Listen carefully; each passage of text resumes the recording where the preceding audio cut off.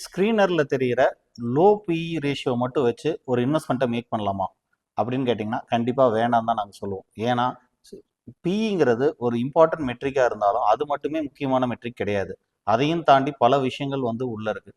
For example, ஒரு financial matric மட்டும் வச்சுட்டு ஒரு கம்பெனி நம்ம வாங்க முடியாது. அந்த கம்பெனியோடைய பிஸ்னஸ் மாடல், எக்ஸ்பேன்ஷன் பிளான்ஸு, அந்த கம்பெனியினுடைய விஷன் என்ன, ப்ரமோட்டருடைய எலிஜிபிலிட்டி என்ன, அவருடைய காம்படன்ஸ் என்ன, அவருடைய இன்டெகிரிட்டி என்னெல்லாம் தெரியாமல் வெறும் ஃபினான்ஷியல் மெட்ரிக்ஸ் மட்டும் வச்சு வாங்கினோம்னா நம்ம மிகப்பெரிய இன்வெஸ்ட்மெண்ட்ஸோ இல்லை மிகப்பெரிய க்ரோத்க்கான கம்பெனிஸோ உங்களால் சூஸ் பண்ண முடியாது.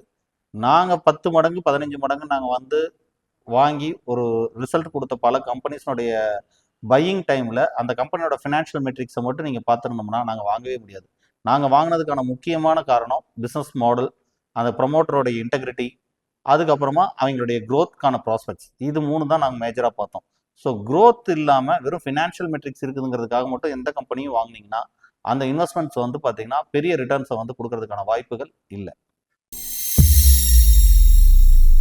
மேலும் விவரங்களுக்கு எங்களது செபி பதிவு பெற்ற முதலீட்டு ஆலோசகரிடம் ஆலோசனை பெறுங்கள்.